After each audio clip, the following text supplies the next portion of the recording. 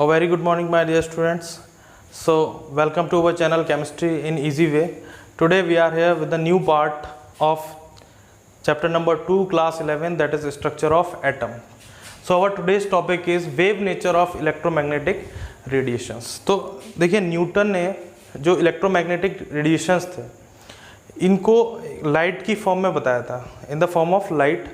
तो लाइट की क्या प्रॉपर्टी होती है, लाइट के जो फिनोमिना है, जो बेसिक फिनोमिना है, these are reflection and refraction. Reflection होना चाहिए और रिफ्रैक्शन होना चाहिए. तो इस प्रॉपर्टीज को जो वेव थी वो फॉलो कर रही थी.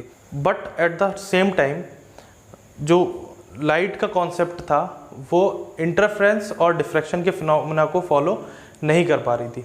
तो ये माना गया कि जो इलेक्ट्रोमैग्नेटिक रेडिएशंस हैं इनका नेचर वेव की तरह भी होता है.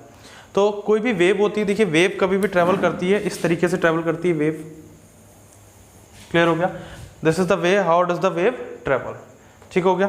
तो वेव की जो कुछ प्रॉपर्टीज हैं वो हम यहाँ पर बात करेंगे. वेव के क्या क्या फिनोमेना होते हैं, कैसे हमें पता चलता है कि कोई चीज़ वेव है. तो सबसे पहले आ जाता है वेव लेंथ. इसमें इसके कुछ टर्म्स हैं वो हम देख लेते हैं. The difference between two consecutive crest and trough. अब क्रेस्ट और ट्रफ क्या होते हैं, तो आपने सभी ने वेव का मोशन तो देखा ही होगा. When you throw a stone in a water, जब आप पानी में किसी पॉन्ड में आप एक स्टोन को थ्रो करिए तो क्या होगा, आपको लहरें दिखेंगी. उन लहरों को ही वेव कहा गया है.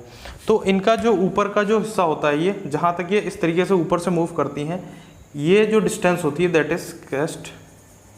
ठीक है? और जो नीचे का जो होता है हिस्सा ये कहलाता है ट्रफ. ठीक हो गया? तो इन्होंने कहा distance between two consecutive crest और टफ.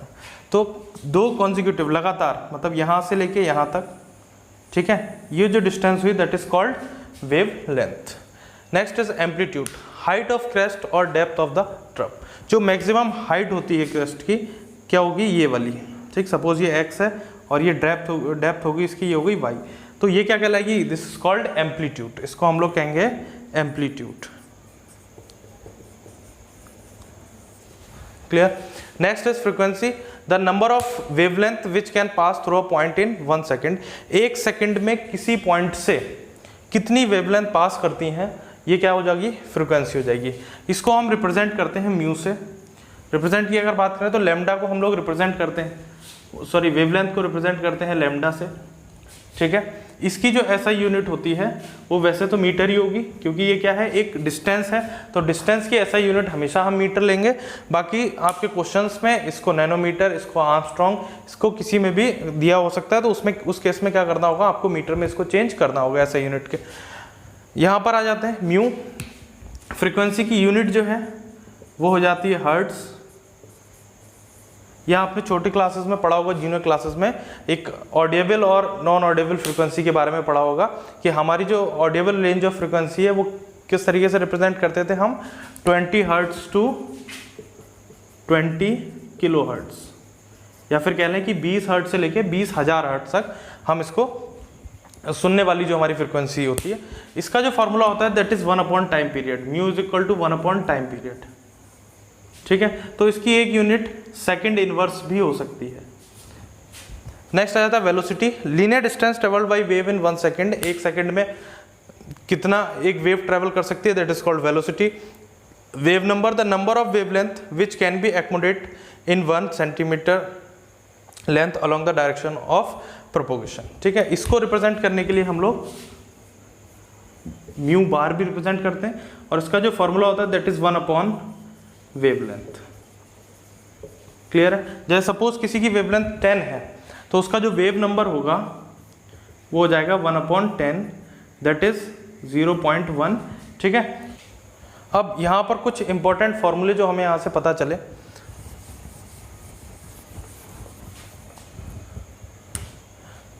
हम सभी ने पढ़ रखा है distance is equal to speed into time.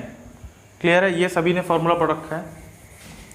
Distance यहाँ पर ले लेते हैं लैम्डा, जो कि वेवलेंथ है. स्पीड ऑफ लाइट ले ली, क्योंकि रेडिएशंस की बात हो रही है तो इनमें जो प्रॉपर्टी है वो लाइट की भी तरह ये प्रॉपर्टीज को शो करते हैं. तो इनकी जो स्पीड होगी वो किसकी तरह होगी, लाइट की तरह स्पीड होगी इसकी. ठीक है? टाइम पीरियड को हम लोग देखिए हमने पढ़ा था अभी relation mu is equal to 1 upon T. Clear है? Mu that is frequency. तो यहाँ से अगर टी की वैल्यू निकालें हम लोग, टी इज इक्वल टू 1/μ आ जाता है। तो अगर इस फॉर्मूले में हम वैल्यू रखें टी की जगह तो आ जाएगा 1/μ। तो लैम्डा इज इक्वल टू हो जाता है हमारा c/μ। एक तो रिलेशन ये हमें पता चलता है, ठीक है। एक रिलेशन हमने पढ़ रखा है E is equal to h nu. तो न्यू की जगह अगर हम यहाँ पर रखें, न्यू मतलब फ्रीक्वेंसी, दैट इज c/λ। तो एक फॉर्मूला हमारा ये भी आ जाता है E is equal to h c/λ। So ये कुछ फॉर्मूले हैं 1 2 1 2 3 4 5, ठीक है। ये 5 फार्मूले हैं, इन पर बेस्ड हम कुछ न्यूमेरिकल्स अभी यहाँ पर सॉल्व करेंगे and you will see how these formulas are used. So our first question is the Vividh Bharati station broadcast on a frequency of 1368 kilohertz. Calculate the wavelength of electromagnetic radiations emitted by transmitter. तो यहाँ पर हमें क्या calculate करना है, wavelength जो है वो कैलकुलेट करना है। एक फार्मूला अभी मैंने बताया था आपको, distance is equal to speed into time. हमें यहाँ पर वेवलेंथ हम डिस्टेंस की जगह रखते हैं, स्पीड की जगह हम यहाँ पर c रखते हैं और टाइम की जगह रखते हैं 1/μ, दैट इज 1/μ फ्रीक्वेंसी हो गया, ठीक है। तो हमें निकालना है wavelength, we have to find the wavelength. Clear. c की वैल्यू हमें पता है 3 × 10⁸ metre per second, this is the value of c for speed of light. Frequency हमें म्यू दे रखा है यहाँ पर 1368 किलोहर्ट्ज। ये जो फ्रीक्वेंसी दे रखी है किलोहर्ट्ज में दे रखी है। तो इस फ्रीक्वेंसी को हम किस में चेंज करेंगे, हर्ट्ज में, क्योंकि हमें सारी चीज़ें किस में चाहिए, SI यूनिट में। तो ये हो जाएगा हमारा, यहाँ निकल के आ जाएगा 1368 × 10⁻³ हर्ट्ज। ये सारी वैल्यू आ गई। Now put in the formula, lambda is equal to c की वैल्यू आ गई 3 × 10⁸ अपॉन 1368 × 10⁻3, ठीक है। लैम्डा इज अ डिस्टेंस, तो इसकी जो यूनिट आएगी SI that will be in metre. इसकी जो फाइनल कैलकुलेशन आएगी दैट विल बी 219.3 मीटर, ठीक है। तो एक फॉर्मूले का हमने यहाँ पर यूज सीखा, that is lambda is equal to c/μ। Next question आ जाता है, compare the energy of the two radiations with wavelength 800 picometre and 400 picometre. 800 और 400 पिकोमीटर की दो वेवलेंथ है, उनकी हमको एनर्जी कंपेयर करना है। तो E इज इक्वल टू हमको पता है H, ठीक है, H न्यू होता है और इसको हम लोग, अब यहाँ पर न्यू है तो न्यू की जगह हमें क्या लाना है, लैम्डा लेके आना है, क्योंकि हमको लैम्डा दे रखा है यहाँ पर। लैम्डा का मतलब वेवलेंथ हमको यहाँ पर दे रखी है। तो यहाँ पर हो जाएगा H × c/λ। क्लियर है। अब देखिए, वैसे तो ये पिकोमीटर में है, पिको से हमें किस में चेंज करना है, मीटर में चेंज करना है, मगर मीटर में अभी इसलिए चेंज नहीं करेंगे क्योंकि यहाँ पर हम कंपेयर कर रहे हैं, वी आर कंपेयरिंग। और कंपेयर में दोनों की जो यूनिट्स होती हैं वो कट जाती है, बस कंडीशन क्या होती है कि दोनों की यूनिट हमको सेम लेनी पड़ती है। ये H जो है दैट इज प्लैंक्स कांस्टेंट, ठीक है। तो इन सब की वैल्यू रखने की हमें जरूरत नहीं है। ये भी क्या हो जाती है, स्पीड ऑफ लाइट। अब दोनों केसेस में इनकी वैल्यू क्या होगी, सेम होगी। तो जब हम कंपेयर करेंगे तो हमें इनकी वैल्यू रखने की जरूरत नहीं होगी, ये डायरेक्ट कट हो जाएंगे। तो पहला केस मान लेते हैं, सपोज E1, जिस केस में क्या है 800 जो वेवलेंथ है, तो SC अपॉन यहाँ पर आ जाएगा 800। सेकेंड केस आ जाएगा E2 is equal to HC upon lambda का मतलब हो गया 400, ठीक है, ये कट हो जाएगा। E1 upon E2 is equal to 400 upon 800, clear, 1/2। तो यहाँ से हमें पता चला 2E1 is equal to E2। So this was the relation. क्या पता चला कि अगर वेवलेंथ हाफ होगी, वेवलेंथ हाफ होगी तो एनर्जी क्या होगी, डबल होगी।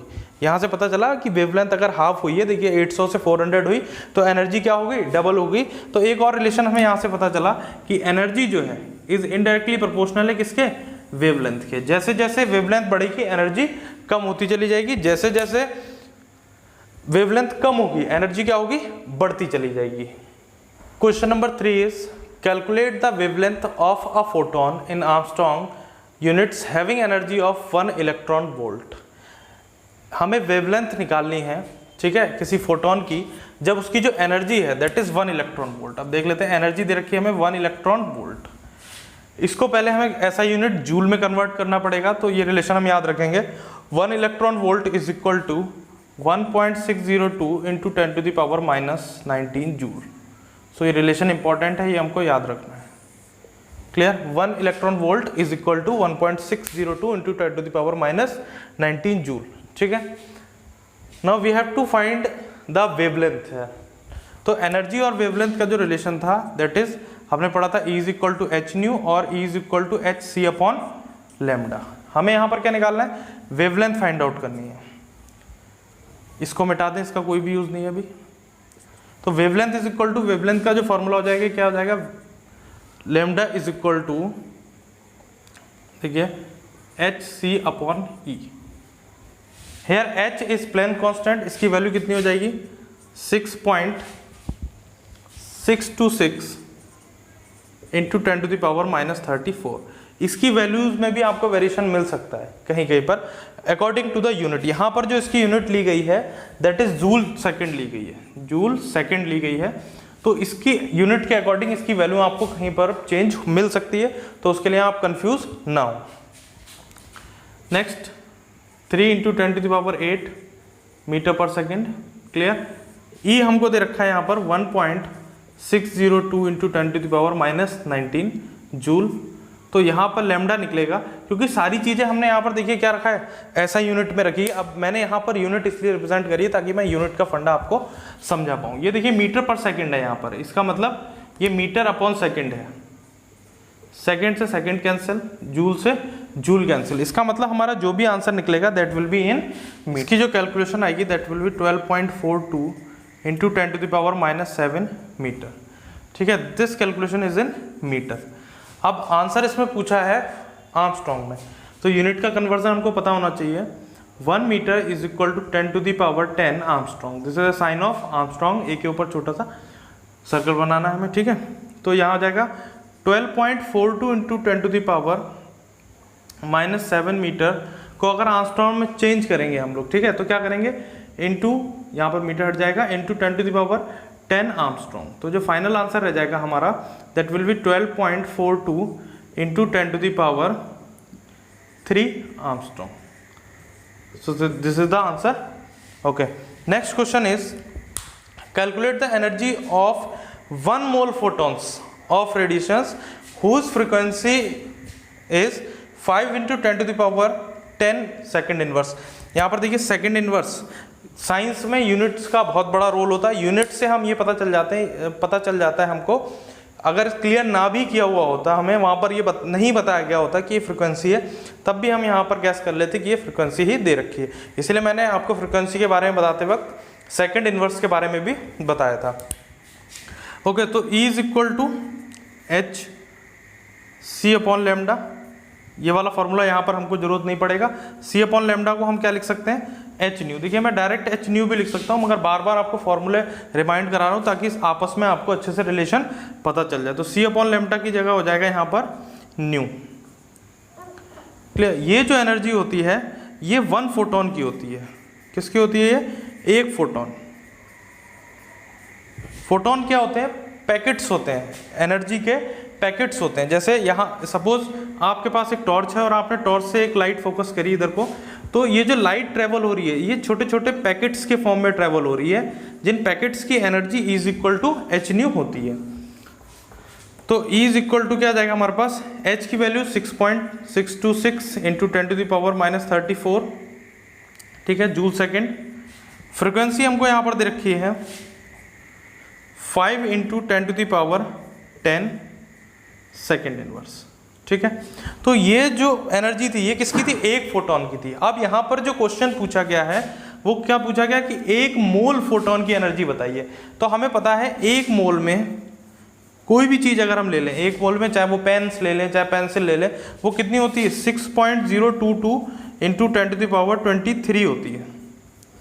तो अगर फोटॉन्स की बात करें तो फोटॉन्स भी कितने होंगे, 6.022 इंटू 10⁻23 फोटॉन्स की होगी, ठीक है। एक मोल की अगर बात करें हम लोग, इतने फोटोन होंगे इसमें। तो एनर्जी की अगर बात करें तो 1 मोल फोटोन की एनर्जी कितनी हो जाएगी,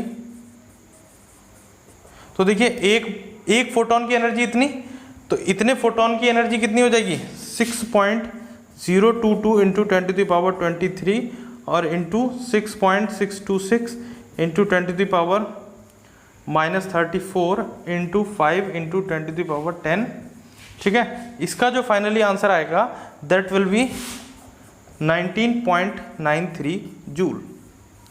So this was your question number 4th. Our question number 5th is a 100-watt bulb emits monochromatic light of wavelength 400 nanometer. Calculate the number of photons emitted per second.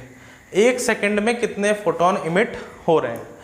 तो देखिए photons जैसे suppose यहाँ से light गई, ठीक है, और यहाँ ये जो यहाँ से यहाँ तक की टोटल एनर्जी थी, हमको पता चल गया किसी तरीके से कि ये एनर्जी 500 जूल थी। हम यहाँ पर अभी एक सिर्फ एग्जांपल ले रहे हैं, और हमने किसी एक फोटोन की एनर्जी कैलकुलेट करी, तो हमें पता चला कि एनर्जी ऑफ 1 फोटोन, एक फोटोन की हमें एनर्जी पता चल गई, तो वो 5 जूल थी। तो अगर हम ये पता लगाएं कि यहाँ से कितने फोटोन गए हैं, तो हम क्या करेंगे, जो टोटल एनर्जी ट्रांसफर हुई है अपॉन एनर्जी ऑफ 1 फोटोन, मतलब 500 जूल अपॉन 5 जूल कैंसिल हो जाएगा, हमें पता चल जाएगा 100 फोटोन यहाँ से निकल के गए हैं। तो वही हम यहाँ पर करने वाले हैं। हमें टोटल एनर्जी कितनी दे रखी है, क्लियर है, इसको हम जूल पर सेकंड में कन्वर्ट कर लेंगे तो सेम आ जाएगा बिल्कुल। टोटल एनर्जी हमको ये दे रखी है, हमें क्या करना है, पहले किसी एक फोटोन की एनर्जी निकालना है, फिर नंबर ऑफ फोटॉन्स निकालने के लिए हम क्या करेंगे, total energy upon energy of 1 photon कर देंगे। तो एनर्जी ऑफ 1 फोटोन के लिए फॉर्मूला है E = hc upon lambda. h की वैल्यू 6.626 इंटू 10⁻−34 जूल सेकेंड, ठीक है। लाइट की स्पीड, क्लियर। वेवलेंथ यहाँ पर दे दिखती है 400 नैनोमीटर। अब 1 nanometre is equal to 1 nm is equal to 10⁻⁻9 metre. ये सारी चीज़ें आपको ध्यान रखनी पड़ेंगी यूनिट का कन्वर्जन, क्योंकि ये बहुत ज़रूरी है और इसका बहुत यूज़ होने वाला है। तो यहाँ पर 400 अगर करें तो 400 नैनोमीटर को कैसे लिखेंगे मीटर में, 400 इंटू 10⁻⁹ मीटर। हमें सारी चीज़ें SI यूनिट में ही यूज़ करनी है सही आंसर लाने के लिए। तो ये जो कैलकुलेशन आ जाएगी that will be 4.969 into 10⁻⁻19 joule. So this was the energy of 1 photon. तो number of photon is equal to total energy upon energy of 1 photon, ठीक है। तो टोटल एनर्जी आ गई हमारी 100, वॉट को हम जूल सेकंड इनवर्स भी लिख सकते हैं, ठीक है। एनर्जी ऑफ 1 फोटोन यहाँ पर है 1.969 इंटू 10⁻⁻19 जूल, ठीक है। तो नंबर ऑफ फोटॉन्स हमारे पास आ जाएगा इसमें